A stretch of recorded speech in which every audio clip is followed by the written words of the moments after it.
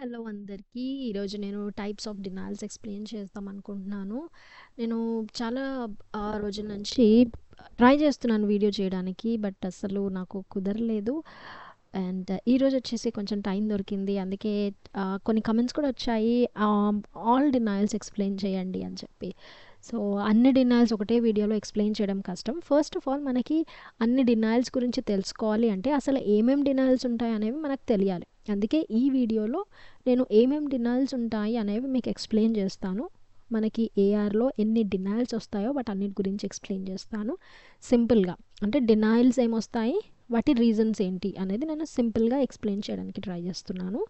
So, ఇందులో నేను ఏవైతే డినాయల్స్ ఈ వీడియోలో మెన్షన్ చేస్తున్నానో ఆ డినాయల్స్ అన్నిట్లో మీకు చాలా కాంప్లికేటెడ్‌గా లేకపోతే అర్థం కాని డినాయల్స్ ఏమన్నా ఉంటే నాకు తప్పకుండా కమెంట్స్‌లో చెప్పండి. సో దట్ నేను దానికి మీకు అర్థం కాని డినాయల్ గురించి ఒక సెపరేట్ వీడియోనే నేను చేయడానికి ట్రై చేస్తాను. అండ్ కొన్ని డినాయల్స్ ఆల్రెడీ ఒక 3, 4 ఎన్నో డినాయల్స్ నేను ఆల్రెడీ వీడియోస్ చేశాననుకుంటాను. మీరెళ్లి నా ఛానల్‌లో చెక్ చేయొచ్చు. అండ్ టైం ఎందుకు వేస్ట్ చేయడం, let's get into video. And first వచ్చేసి claim not on file. Claim not on file అంటే ఇది నేను డినాయల్ అని చెప్పను. It is a response actually from the insurance. Claim not on file అని మనకి ఎలా తెలుస్తుంది? మనం క్లెయిమ్ పంపిస్తాము, అసలు అక్కడ ఫైల్లో ఉందా లేదా అనేది ఎవరు చెప్తారు? ఇన్సూరెన్స్ వాళ్ళే చెప్తారు. So claim not on file is nothing but a response from the insurance. అది డినాయల్ అని నేను చెప్పను అనమాట. సో ఇది ఎందుకు వస్తుంది అంటే claim did not reach the adjudication. I hope మీకు ఇప్పటికే నా పాత వీడియోస్ కూడా చూస్తే మీకు ఇప్పటికే అర్థమైపోయి ఉంటుంది అనుకుంటున్నాను అడ్జుడికేషన్ అంటే ఏంటి అని చెప్పి. నేను మళ్ళీ ఒకసారి రిమైండ్ చేస్తాను. అడ్జుడికేషన్ అంటే క్లియరింగ్ హౌస్లో ఏదైతే క్లెయిమ్ లైక్ క్లియరింగ్ హౌస్లో ఏదైతే అడ్జుడికేషన్ ప్రాసెస్ జరుగుతుందో అంటే క్లెయిమ్ మొత్తం చెకింగ్ అవ్వడం కానీ, క్లెయిమ్ రిజెక్ట్ అవ్వడం కానీ, ప్రాసెస్ అవ్వడం కానీ, ఇన్సూరెన్స్ రిసీవ్ చేసుకోవడం కానీ క్లెయిమ్ని, ఈ ప్రాసెస్ అంతా కూడా అడ్జుడికేషన్ ప్రాసెస్ అంటారు. Okay. So first of all మనకి నో రెస్పాన్స్ క్లెయిమ్. నేను ఇక్కడ సెకండ్ కూడా claim in process no response అనే మెన్షన్ చేశాను. ఈ రెండు సిమిలర్గానే ఉంటాయి but there is a difference. Okay. So claim not on file అంటే మనకి నో రెస్పాన్స్ క్లెయిమే ఉంటుంది ఇక్కడ కూడా. సో నో రెస్పాన్స్ క్లెయిమ్ ఉన్నప్పుడు మనకి ఒక క్లెయిమ్ మనం సబ్మిట్ చేసిన తర్వాత ఇన్సూరెన్స్కి ఇవ్వాల్సిన టైం కంటే ఎక్కువ టైం మనం ఇచ్చాము క్లెయిమ్ ప్రాసెస్ చేయడానికి. బట్ దాని తర్వాత కూడా మనకి ఎలాంటి రెస్పాన్స్ రాలేదు. ఫర్ ఎగ్జాంపుల్ మనం క్లెయిమ్ సబ్మిట్ చేసిన తర్వాత ఇన్సూరెన్స్ 15 డేస్ తీసుకుంటుంది. ఇది ఫర్ ఎగ్జాంపుల్ చెప్తున్నాను. ఇది ప్రతి ఒక్క insurance company depends on insurance company. కొన్ని ఇన్సూరెన్స్ కంపెనీ తక్కువ టైం తీసుకుంటుంది, వాళ్ళకి తక్కువ క్లెయిమ్స్ వస్తాయి కాబట్టి. కొన్ని పెద్ద ఇన్సూరెన్స్ కంపెనీస్ చాలా ఎక్కువ టైం తీసుకుంటుంది, లైక్ 30 డేస్ అవ్వచ్చు, 60 డేస్ అవ్వచ్చు. సో అలా తీసుకుంటుంది ఒక క్లెయిమ్ ప్రాసెస్ చేయడానికి. ఎందుకంటే వాళ్ళు బల్క్ ప్రాసెసింగ్ చేస్తారు, వాళ్ళకి ఎక్కువ క్లెయిమ్స్ వస్తాయి కాబట్టి. కొన్ని చిన్న ఇన్సూరెన్స్ కంపెనీస్ తక్కువ టైం తీసుకుంటారు. ఫర్ ఎగ్జాంపుల్ ఇక్కడ చెప్తున్నాను, నేను ఒక 15 డేస్ అనుకుందాం. ఇప్పుడు మీరు క్లెయిమ్ సబ్మిట్ చేశారు, 15 డేస్ కూడా అయిపోయింది, మీకు ఎలాంటి రెస్పాన్స్ రాలేదు ఆ క్లెయిమ్ నుంచి, ఆ ప్రొవైడర్ దగ్గర, ఆ ఇన్సూరెన్స్ దగ్గర నుంచి. సో అప్పుడు మీరు ఏం చేయాల్సి ఉంటుంది? నేను ఫస్ట్ చెప్పబోయే 2 డినాయల్స్కి మీకు కంపల్సరీగా 100% కాలే ఉంటుంది నన్ను అడిగితే. ఓకే. సో మీకు కాల్ చేయకపోయినా కూడా మీకు ఒక క్లియరింగ్ హౌస్ యాక్సెస్ మీకు ఉన్నట్లయితే వితౌట్ కాలే మీరు చెక్ కూడా చేయొచ్చు అసలు క్లెయిమ్ వెళ్ళిందా లేదా, ఎందుకు రెస్పాన్స్ రాలేదు. ఎందుకంటే మన క్లియరింగ్ హౌస్లోనే అది మన స్ట్రక్ అయి ఉందా, రిజెక్ట్ అయి ఉందా, లేకపోతే ఏదైనా రీజన్ వల్ల అది స్ట్రక్ అయిందా, లేకపోతే క్లెయిమ్ వెళ్ళిందా అయినా రెస్పాన్స్ రాలేదా, ఆ క్లారిటీ అనేది మీకు క్లియరింగ్ హౌస్లో వచ్చేస్తుంది. సో ఇప్పుడు మీరు ఫస్ట్ ఏం చేస్తారు? క్లియరింగ్ హౌస్లో చెక్ చేస్తారు. అక్కడ ఏమైనా రిజెక్షన్స్ ఉంటే దేనివల్ల క్లెయిమ్ రిజెక్ట్ అయిందో చెక్ చేసి ఆ రిజెక్షన్ని క్లియర్ చేసి అప్పుడు మీరు క్లెయిమ్ అనేది మళ్ళీ ప్రాసెసింగ్కి పంపిస్తారు, ఇన్సూరెన్స్కి పంపిస్తారు. లేదు మీరు క్లియరింగ్ హౌస్ చెక్ చేసిన తర్వాత ఎలాంటి రిజెక్షన్స్ లేదు, మీరు సబ్మిట్ చేయగానే క్లెయిమ్ వెళ్ళిపోయింది అక్కడ, అండ్ ఇన్సూరెన్స్ వాళ్ళు రిసీవ్ కూడా చేసుకున్నారు అనే అక్నాలెడ్జ్మెంట్ కూడా మనకి క్లియరింగ్ హౌస్ ఇస్తుంది. ఈ టైంకి రిసీవ్ చేసుకున్నారు, ఈ డేట్కి అని చెప్పి మీకు ఆ అక్నాలెడ్జ్మెంట్ కూడా ఉంది. సో అలాంటప్పుడు అది నిజంగానే డిలే అవుతుంది. అప్పుడు మీరు కాల్ చేయాల్సి ఉంటుంది, ఇన్సూరెన్స్కి కాల్ చేసి ఎందుకు డిలే అవుతుంది, ఇక్కడ క్లెయిమ్ అయితే కరెక్ట్ టైంకే వెళ్ళింది, మీరు రిసీవ్ కూడా చేసుకున్నారు, కానీ ఎందుకు క్లెయిమ్ ఇంకా డిలే అవుతుంది అని మీరు అడుగుతారు. అప్పుడు వాళ్ళు క్లెయిమ్ పే అయిందా, లేకపోతే ఇంకా ప్రాసెస్లో ఉందా, లేదా క్లెయిమ్ డినై అయిందా అనేది వాళ్ళు రీజన్ చెప్తారు. ఒక్కోసారి వాళ్ళు క్లెయిమ్ నాట్ ఆన్ ఫైల్ అని కూడా చెప్తారు. Okay, claim not on file అనేది చెప్తారనమాట. అంటే క్లెయిమ్ అసలు వాళ్ళు రిసీవ్ చేసుకోలేదు అని చెప్పి. కానీ మాకైతే స్టార్టింగ్లో ఈ క్లియరింగ్ హౌస్కి యాక్సెస్ లేకపోయేది కనుక మేము డైరెక్ట్గా కాలే చేసేవాళ్ళం. డైరెక్ట్గా ఇప్పుడు మనకి క్లెయిమ్ మనం సబ్మిట్ చేసాము, మనకి ఎలాంటి చెక్ చేసే సోర్సెస్ లేదు, అది వెళ్ళిందో లేదో చెక్ చేయాలంటే క్లియరింగ్ హౌస్లోనే చెక్ చేయాలి, కానీ మాకు దానికి యాక్సెస్ లేదు. అలాంటప్పుడు మనకు ఆప్షన్ ఏముంటుంది, డైరెక్ట్గా ఇన్సూరెన్స్కి కాల్ చేయడమే. కాల్ చేసి ఈ క్లెయిమ్ ఎందుకు రాలేదు, ఇంకా ఎందుకు పే అవ్వలేదు అని అడిగితే వాళ్ళు అసలు మా దగ్గర క్లెయిమే రాలేదు అని చెప్తారు. ఓకే, అంటే claim is not on file అని చెప్తారు. అప్పుడు క్లియరింగ్ హౌస్లో చెక్ చేయాల్సి ఉంటుంది. ఓకే, అండ్ నెక్స్ట్ వచ్చేసి claim in process or no response. నేను ఇందాక చెప్పినట్టే మీ దగ్గర ఎలాంటి రెస్పాన్స్ రాలేదు ఇన్సూరెన్స్ దగ్గర నుంచి, అప్పుడు మీరు ఇన్సూరెన్స్కి కాల్ చేస్తారు. కొంతమంది క్లెయిమ్ నాట్ ఆన్ ఫైల్ అని చెప్తారు, depends on the status of the claim. And కొంతమంది వచ్చేసి క్లెయిమ్ ఇంకా ప్రాసెస్లోనే ఉంది. ఓకే, క్లెయిమ్ రిసీవ్ చేసుకున్నారు బట్ ఆ క్లెయిమ్ ఇంకా ప్రాసెస్లోనే ఉంది. సో ఇలాంటప్పుడు మీరు ఏం క్వశ్చన్స్ అడుగుతారు కాల్లో అంటే, క్లెయిమ్ ఇంకా ప్రాసెస్లోనే ఉంది అంటే ప్రాసెసింగ్ టైం ఎంత అని అడగాలి. మీరు ఎన్ని డేస్ తీసుకుంటారు ఒక క్లెయిమ్ ప్రాసెస్ చేయడానికి అని మీరు ఇన్సూరెన్స్ వాళ్ళని అడగాలి. ఓకే, మేము ఒక 30 డేస్ తీసుకుంటాము ప్రాసెస్ చేయడానికి అంటారు. ఓకే, 30 డేస్ అంటే మేము సబ్మిట్ చేసిన డేట్ నుంచి ఇప్పటికి 35 డేస్ అవుతుంది, కానీ ఇంకా క్లెయిమ్ ఎందుకు పే అవ్వలేదు, మాకు ఎలాంటి రెస్పాన్స్ ఎందుకు రాలేదు అనేది మీరు క్వశ్చన్ చేయాలి. వాళ్ళు అప్పుడు చెప్తారు క్లెయిమ్ ఇంకా ప్రాసెస్లో ఉంది అని చెప్పి. అప్పుడు మీరు okay fine, thank you for the information, claim ఇంకా ప్రాసెస్లో ఉంది అని చెప్పినందుకు థ్యాంక్స్, కానీ నేను రీజన్ తెలుసుకోవచ్చా, may I know the reason for the delay, ఎందుకు డిలే అవుతుందో రీజన్ తెలుసుకోవచ్చా అని అడగాలి. ఆబ్వియస్లీ వాళ్ళు ఏదో ఒకటి సిస్టమ్ ఎర్రరో అది ఇది అని ఏదో చెప్తారు, యాక్చువల్ రీజన్ అయితే చెప్తారో లేదో తెలీదు. సో చాలామంది అయితే మోస్ట్ ఆఫ్ ది టైం 99% ఏదో సిస్టమ్ ఎర్రర్, సిస్టమ్ గ్లిచ్ అది ఇది చెప్తారనమాట, క్లెయిమ్ ఎందుకు తొందరగా ప్రాసెస్ అవ్వలేదంటే. ఓకే, సో మీరు వాళ్ళు చెప్పిన రెస్పాన్స్ తీసి మీరు డాక్యుమెంటేషన్ చేసి పోస్ట్ చేయాలి అంతే. సో ఇవి సింపుల్ డినాల్స్ నుంచే నేను వెళ్తున్నాను. అండ్ థర్డ్ వన్ వచ్చేసి claim pay to patient. Claim pay to patient అంటే నథింగ్ బట్, ఇక్కడ రీజన్ కూడా రాశాను, చదివేద్దాం ఒకసారి. Insurance company processes the claim and pays the patient directly instead of sending payment to the health care provider. అంటే నార్మల్గా payments అనేవి మనకి హెల్త్ కేర్ ప్రొవైడర్కి వస్తాయి కదా, కానీ క్లెయిమ్ పేడ్ టు పేషెంట్ అనేది అని చెప్పి అది డినాయల్ అనుకున్నాను చెప్పను, అది ఒక రెస్పాన్స్ అని చెప్పొచ్చు. ఓకే, వాళ్ళు ప్రొవైడర్కి కాదు పేషెంట్కే పే చేసాం మేము అని చెప్పి వాళ్ళు మీకు ఈఓబిలో PR100 అనుకుంటా దాని కోడ్ మెన్షన్ చేసి పంపిస్తారు. ఓకే, సో దానికి మనం ఎలా వర్క్ చేయాలి అంటే కనుక మనం చెక్ చేసుకోవాలి, ఏఓబియో ఏబిఎనో ఏదో సైన్ చేస్తారు పేషెంట్. ఒకవేళ సైన్ చేసి ఉంటే కనుక పేషెంట్ ఒప్పుకుంటున్నట్టు మీరు ఇన్సూరెన్స్ పేమెంట్ డైరెక్ట్గా ప్రొవైడర్కి ఇవ్వచ్చు అని చెప్పి, I think it's EOB. Okay, మీరు డైరెక్ట్గా ప్రొవైడర్కే పేమెంట్ చేయొచ్చు అని చెప్పి పేషెంట్ ఒప్పుకుంటున్నట్లు. ఒకవేళ ఆ డాక్యుమెంట్ సైన్ చేసి ఉందా లేదా మీరు చూడాలి మీ సిస్టంలో.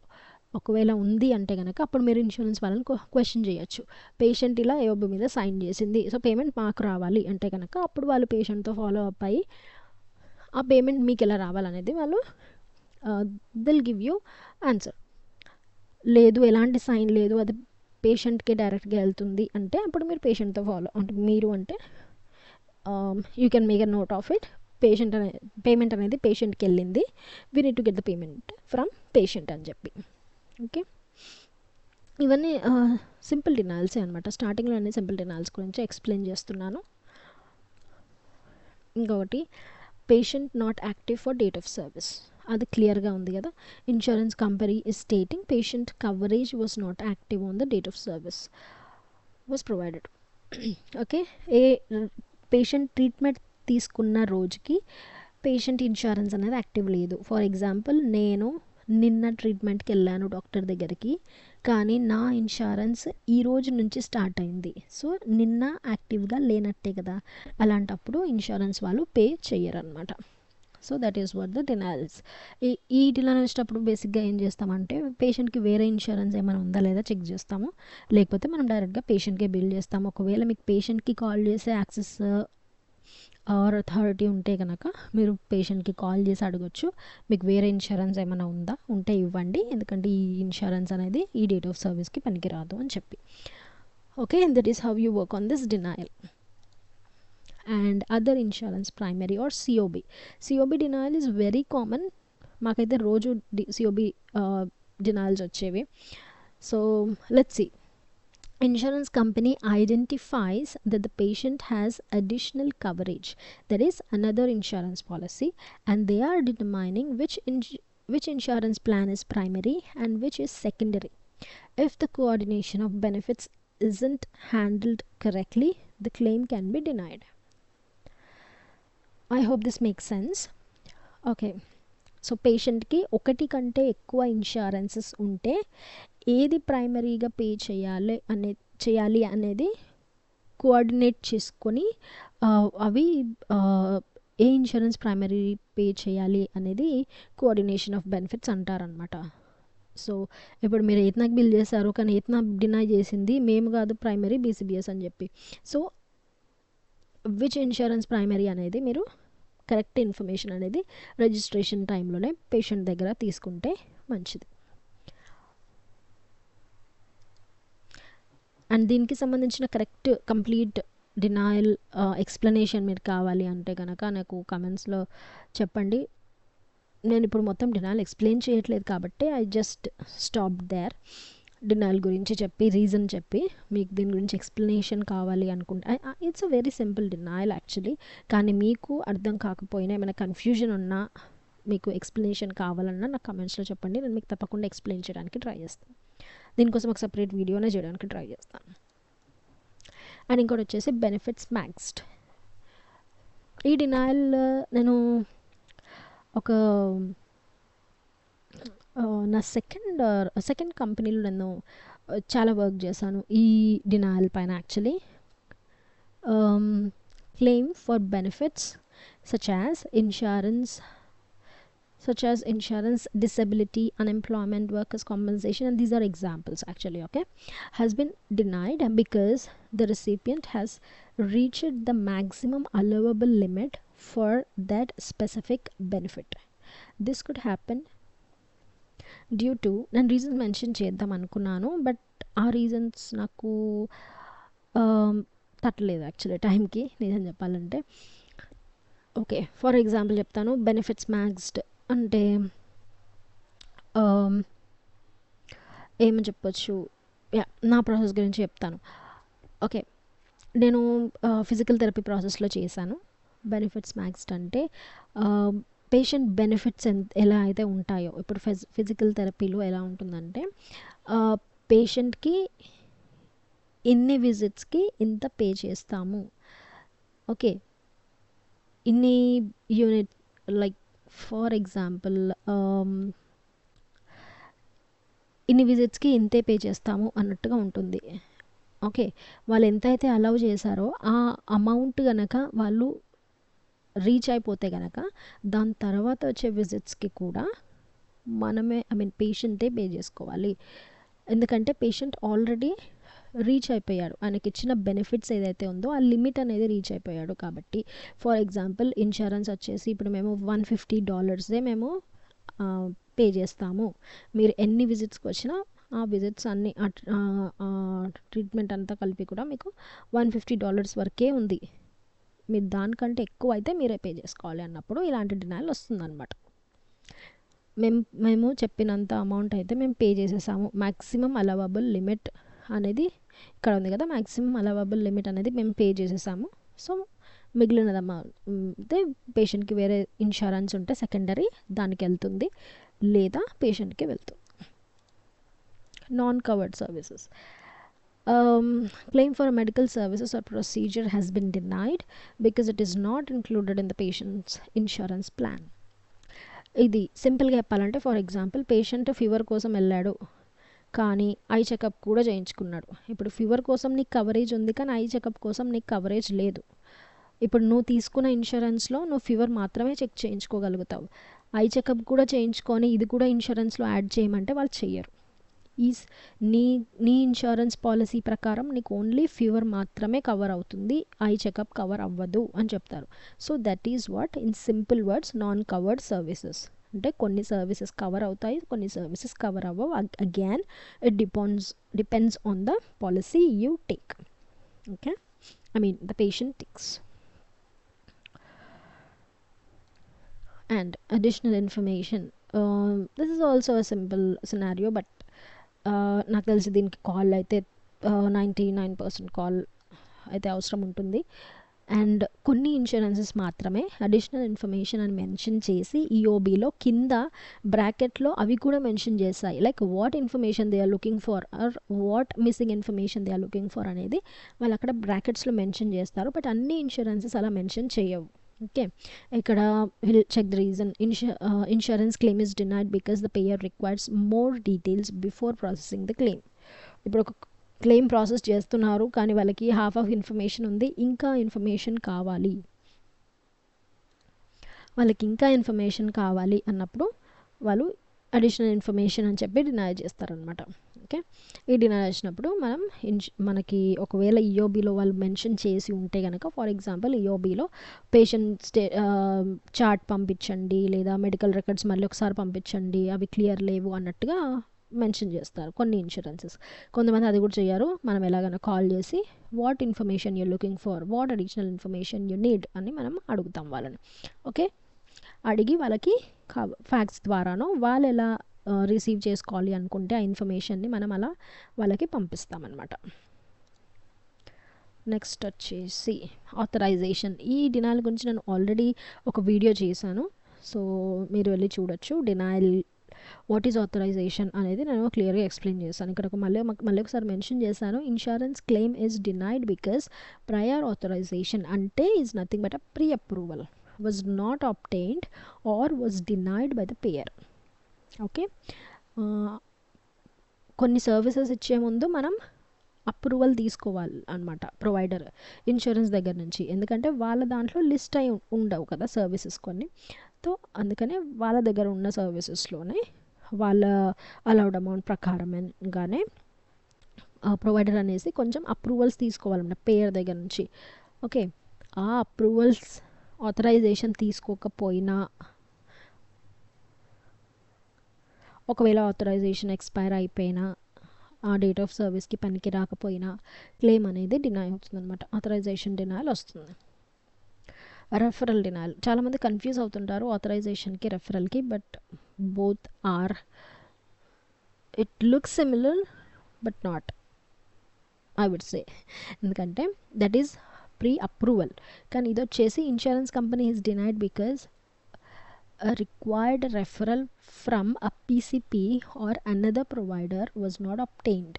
ఇప్పుడు మనం ఏదైనా స్పెషలిస్ట్ దగ్గరికి వెళ్తున్నాము, కానీ డైరెక్ట్గా వెళ్ళాం కదా, మనకి ఎవరైనా రెఫర్ చేయాలి. మనం ఇప్పుడు జనరల్ ఫిజిషియన్ దగ్గరికి వెళ్తున్నాము, మనకి కడుపు నొప్పి అవుతుంది, జనరల్ ఫిజిషియన్ దగ్గరికి వెళ్ళాము, అక్కడికి వెళ్ళి జనరల్ ఫిజిషియన్ కొంచెం స్కానింగ్ చేసి కడుపులో ఏమవుతుందో చూసి నీకు ఈ ప్రాబ్లం ఉంది కడుపులో, నువ్వు ఈ స్పెషలిస్ట్ దగ్గరికి వెళ్తే నీకు ట్రీట్మెంట్ వస్తుంది అని చెప్తారు.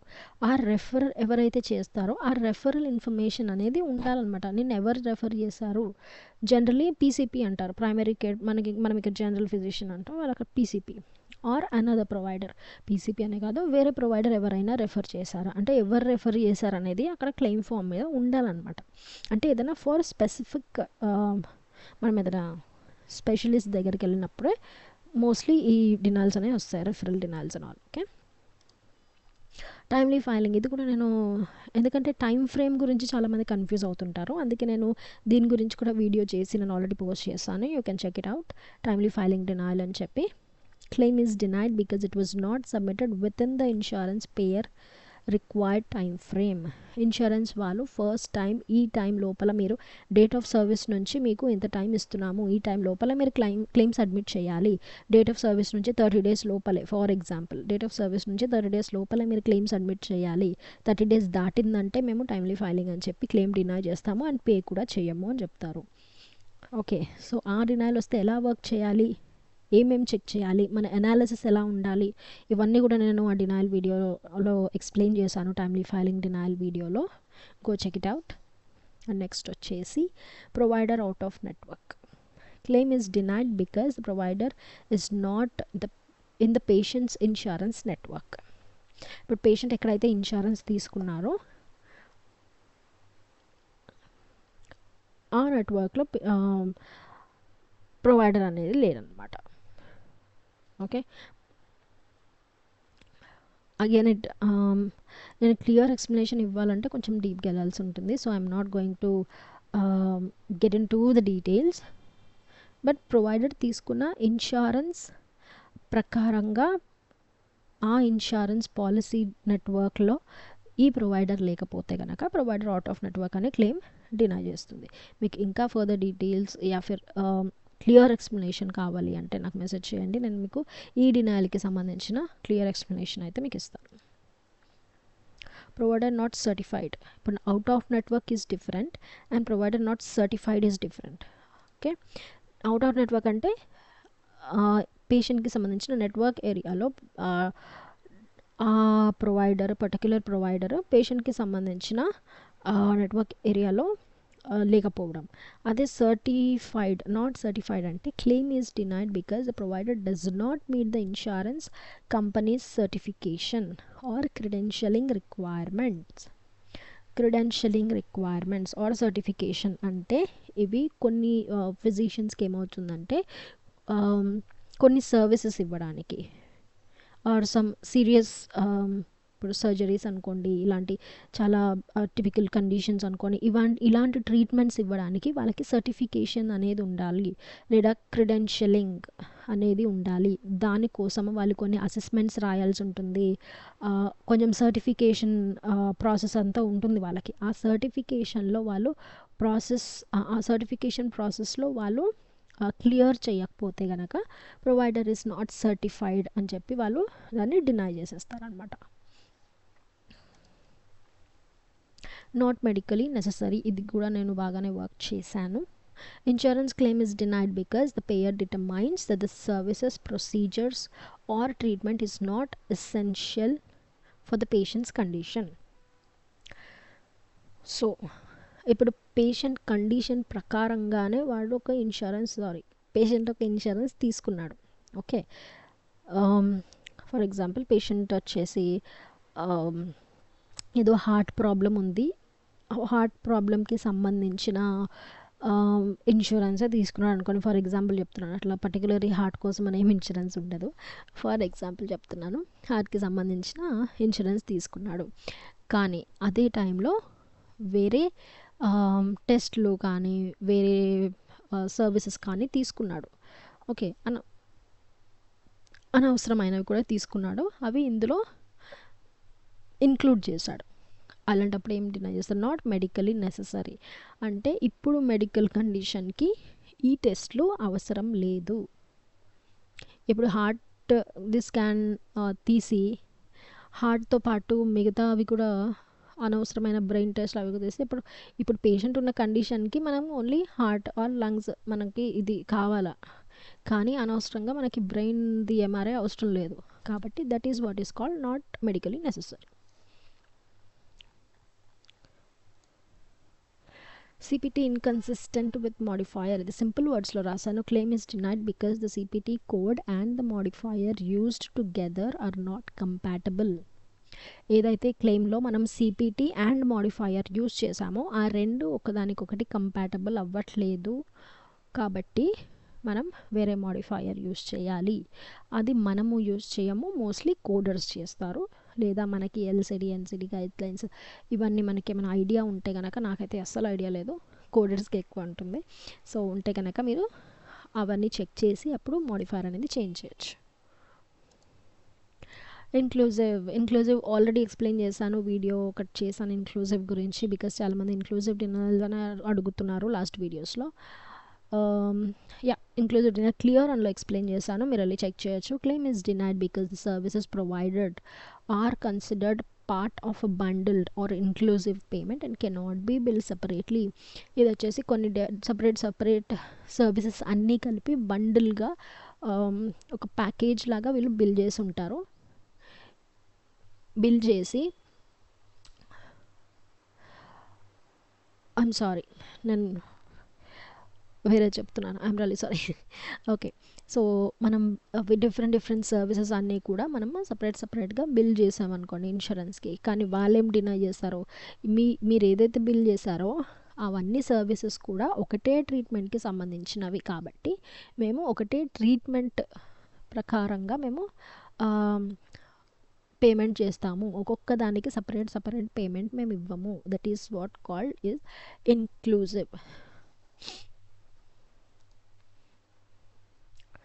డూప్లికేట్ క్లెయిమ్, ఇది అందరికీ తెలిసే ఉంటుంది. Same claim, like claim is denied because the insurance company identifies that the claim service or procedure has already been billed and processed for same date of service. ఇప్పుడు మనం ఒక క్లెయిమ్ బిల్ చేసాము ఈరోజు date of సర్వీస్కి, మళ్ళీ same date of సర్వీస్కి same claim, same CPT, same DX అన్నీ same ఉన్నాయి, సేమ్ క్లెయిమ్ బిల్ చేసాము. అలాంటప్పుడు డూప్లికేట్ అనే బిల్ చేస్తుంది. ఆల్రెడీ దీనికి పేమెంట్ చేసాము, మళ్ళీ ఎందుకు పేమెంట్ చేస్తాము, చేయం కదా. That is what duplicate is. Primary paid maximum. This is also a simple scenario, I would say. The primary insurance has already paid the maximum allowable amount for a particular treatment or procedure.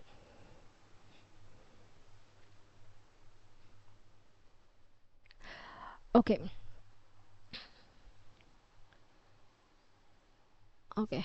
The primary insurance has already paid the maximum allowable amount for a particular treatment or procedure. Okay, ఒక ట్రీట్మెంట్కి for example cold అనుకోండి, కోల్డ్కి అంటే ఒక్కొక్క సర్వీస్కి ఒక్కొక్క allowable amount ఉంటుంది. ఇప్పుడు కోల్డ్కి మేము ఓవరాల్ $50 పే చేస్తాము, ఫీవర్కి ఇంకొక $75 పే చేస్తాము. ఇట్లా ఎంత అయితే అలవబుల్ అమౌంట్స్ ఇస్తారో ఇచ్చారో సర్వీస్ ప్రకారంగా. ఇప్పుడు పేషెంట్కి ఒక 2-3 ఇన్సూరెన్సెస్ ఉన్నాయి, అందులో ప్రైమరీ కోల్డ్కి $50 అలౌ చేస్తారు, కానీ ప్రైమరీయే మొత్తం $50 పే చేసేసింది, అప్పుడు సెకండరీ డినై చేస్తుంది. ప్రైమరీ పెయిడ్ మ్యాక్సిమం ఎంత అయితే మ్యాక్సిమం ఈ సర్వీస్కి పే చేయాలో $50 అది ఆల్రెడీ ప్రైమరీ ఇన్సూరెన్స్ పే చేసేసింది, సో అక్కడ మేము చేయాల్సింది ఏం లేదు అని చెప్పి సెకండరీ డినై చేస్తుంది అనమాట. So that is what primary paid maximum is. Offset అనేది కూడా కొంచెం డీప్ సబ్జెక్టే. సో నేను ఒక చిన్న రీజన్ లాగా రాసాను, let's read this. Actually insurance already paid an additional amount to the provider in the past and to cover that amount they process and pay the current claim but do not release any payment. Instead they ask to consider it from an additional amount paid in the past. అర్థమైందని అనుకుంటున్నాను, but let me repeat it in Telugu. Offset అంటే పాస్ట్లో, okay, నేను last month ట్రీట్మెంట్కి వెళ్ళాను, అప్పుడు నా claim $70, కానీ $100 పే చేశారు ఇన్సూరెన్స్ వాళ్ళు, కానీ అది బ్యాక్ తీసుకోవడం మర్చిపోయారు. కానీ వాళ్ళు ఎక్సెస్ పే చేసింది చూసుకోలేదు, లేదా బ్యాక్ చేయడం మర్చిపోయారు, అసలు చూడలేదు. కానీ ఈరోజు 1 month తర్వాత నేను ఈరోజు మళ్ళీ ట్రీట్మెంట్కి వెళ్ళినప్పుడు, మళ్ళీ ఈరోజు క్లెయిమ్ మళ్ళీ వెళ్ళినప్పుడు, అప్పుడు వాళ్ళు చెక్ చేశారు లాస్ట్ టైం మేము ఎక్కువ పే చేశాం కదా అని చెప్పి. అప్పుడు వాళ్ళు ఏం చేస్తారు, ఈరోజు క్లెయిమ్లో పెయిడ్ అనే పంపిస్తారు, నీకు పేమెంట్ కూడా ఈఓబీలో వేసే పంపిస్తారు, కానీ పేమెంట్ మాత్రం రిలీజ్ చేయరు. ఇన్స్టెడ్ ఏం చేస్తారంటే, మీరు అడిషనల్గా లాస్ట్లో ఇంత ఎక్కువ పే చేసాము, $30, $70 పే చేయాలి, కానీ $100 మేము పే చేసాము, మిగతా $30 ఏవైతే ఉన్నాయో అవి ఈరోజు క్లెయిమ్లో మీరు యాడ్ చేసేసుకోండి అని చెప్పి, that is what is called offset. So దగ్గర నేను 20 డినాల్స్ అయితే ఎక్స్ప్లెయిన్ చేశాను. I hope this really helps. And నాకేమైనా డీటెయిల్స్ ఉంటే గనక తప్పకుండా డౌట్స్ ఉంటే గనక తప్పకుండా నాకు కమెంట్స్లో చెప్పండి. And thank you so much for watching. And please మీకు నచ్చితే లైక్ చేయండి. అండ్ ఎవరైనా మీకు హెల్త్ కేర్లో వర్క్ చేసే ఫ్రెషర్స్ ఎవరైనా తెలిసినట్లయితే వాళ్ళకి ఈ వీడియో షేర్ చేయండి. వాళ్ళకి చాలా హెల్ప్ అవుతుందని నేను అనుకుంటున్నాను. మేబీ నా ఎక్స్ప్లెనేషన్ ఎంత క్లియర్గా ఉందో నాకు తెలీదు. నాకు తెలిసిన నాలెడ్జే నేను మీకు షేర్ చేస్తున్నాను, మీకు హెల్ప్ అవ్వాలని చెప్పి. I really hope this helps. And please subscribe చేయండి సో దట్ ఈ వీడియోస్ మీరు సబ్స్క్రైబ్ చేసినా, షేర్ చేసినా, లైక్ చేసినా ఈ వీడియోస్ ఇంకా చాలామంది దగ్గరికి రీచ్ అవుతుందన్నమాట. Okay. And next and NCD గురించి అండ్ కమెంట్స్ చూసాను. But I'm really sorry. నేను వాటి గురించి నాకు అసలు నాలెడ్జ్ లేదు. నేను వాటి గురించి వీడియో చేయలేను. I'm not a కోడర్. మీకు వేరే టాపిక్స్ ఏమైనా ఇప్పుడు నాకు తెలియని దాని గురించి తెలియదనే చెప్తాను. ఏదో 2 నిమిషాలు గూగుల్ చేసి చెప్పమంటే చెప్పలేను కదా. అది కరెక్ట్ ఇన్ఫర్మేషన్ కాకపోతే నేను మీకు రాంగ్ ఇన్ఫర్మేషన్ ఇచ్చిన దాన్ని అవుతాను. So I'm sorry about that. NCD అయితే నేను ఎక్స్ప్లెయిన్ చేయలేను. ఒక కోడర్ అయితేనే దాని గురించి మంచిగా ఎక్స్ప్లెయిన్ చేయగలుగుతారని నేను అనుకుంటున్నాను. కానీ దాని బేసిక్స్ గురించి ఎక్స్ప్లెయిన్ చేయమంటే నేను అగైన్ గూగుల్ చేసి నాకు అర్థమైనంతలో మీకు ఎక్స్ప్లెయిన్ చేయడానికి ట్రై చేస్తాను. అండ్ ఇప్పుడు మీకు చెప్పిన డినైల్స్ ఏమైనా డౌట్స్ ఉంటే నాకు తప్పకుండా కమెంట్స్లో చెప్పండి. And you guys have a very great future ahead. Thanks for watching.